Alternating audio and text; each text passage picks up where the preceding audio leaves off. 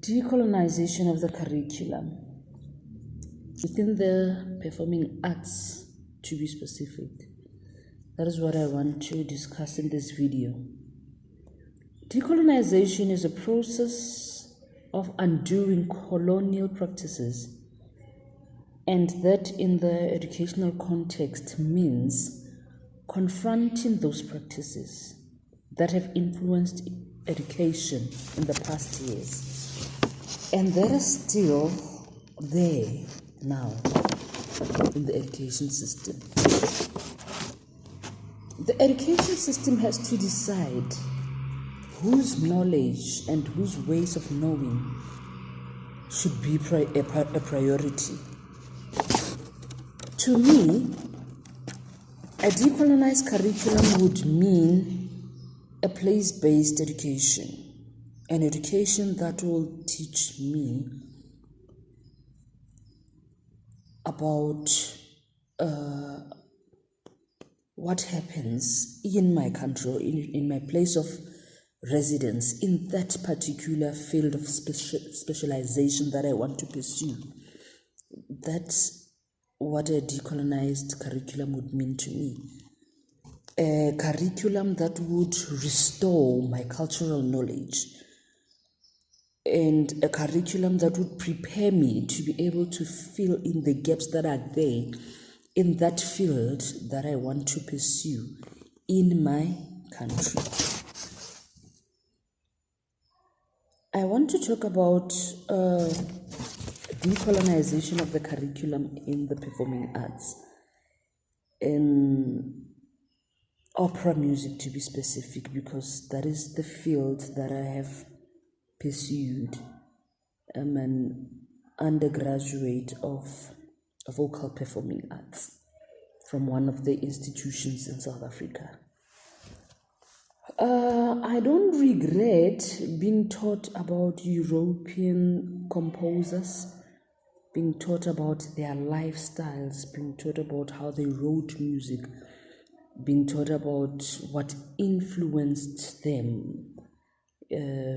Mozart, Beethoven, Puccini, all those. I don't regret learning about them because opera music originates from their part of the world anyways. But I think I would have loved to learn about the history of opera in South Africa.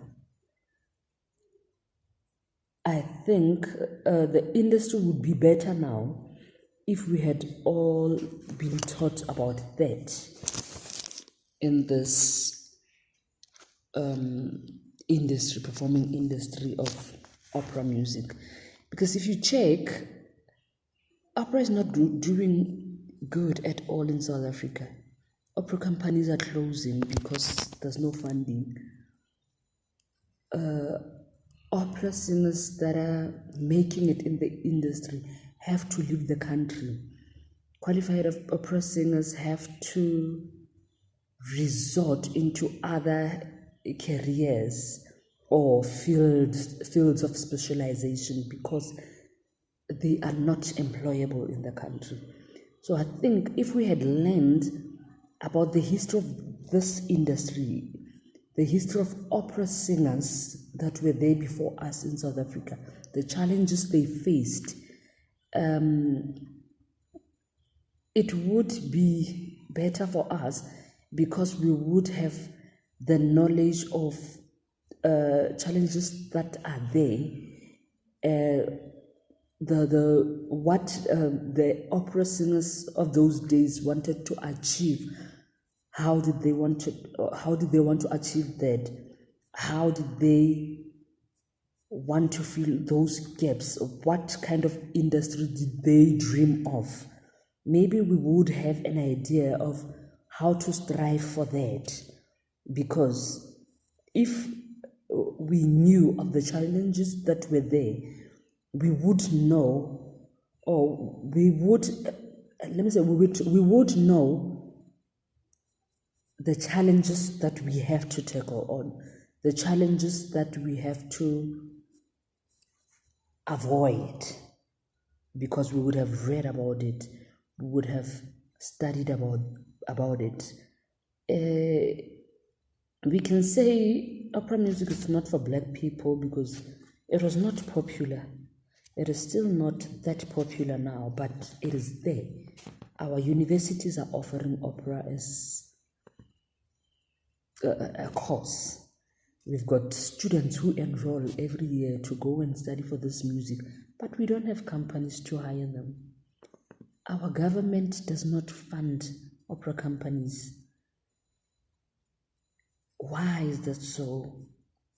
What should be done for that to end? Why should our artists leave the country to be able to make a living? Why are our people not exposed to this genre? How do we get them exposed? How do we do it?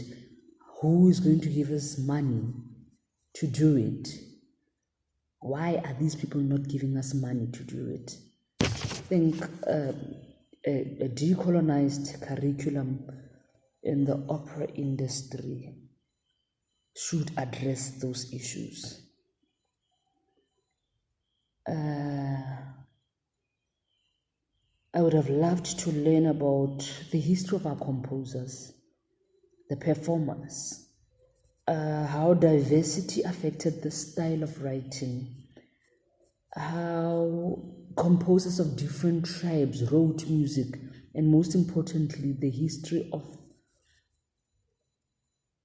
the industry itself.